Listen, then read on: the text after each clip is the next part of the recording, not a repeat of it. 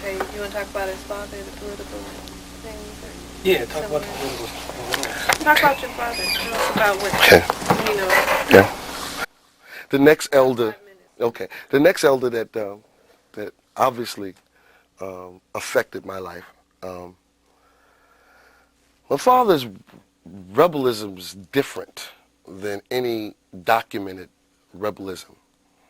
And the reason why it's not documented because it's true, it's real.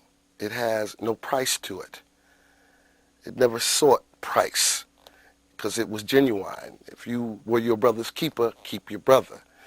And I mean, here's an activist who did things that affected uh, uh, actual law as documents. I mean, I'm saying in the law process, there has been bills passed that my father had created as a bill because the rebellion in his mission called for it. You know, it doesn't have his name on it like the Sonny Carson law because they would dare not give somebody the recognition of a law that had to be passed because they were forced to pass it. Not because they agreed to pass it, but they were forced to pass it. And these are some of the things that elder, my father, has affected my life. I think that has a lot to do with the style of my music, because my music definitely comes across without a care to say something. You know, with all due respect to Public Enemy, because that was the next inspiration that pushed me over. But I thought that when I watched Public Enemy, I thought that we need to calm it down.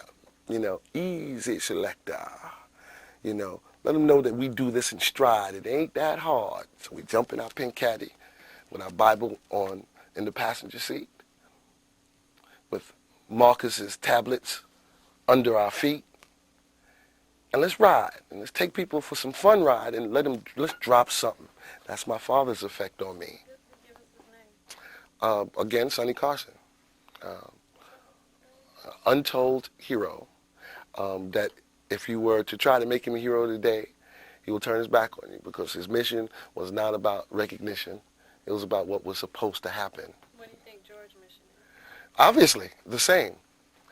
See, I mean, my generation, they lost out just because they don't recognize they were blessed. Can you say it? Because people aren't going to hear me.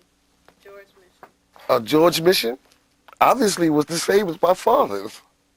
You know, to create an easy passage for a continuous slave to move underground. And I mean that. I mean, right now, hip-hop is underground. No matter how commercial it gets, it is an underground passage. That's what I came through. That's how, you know, you've even dawned me with, you know, with the honor of even wanting to film me.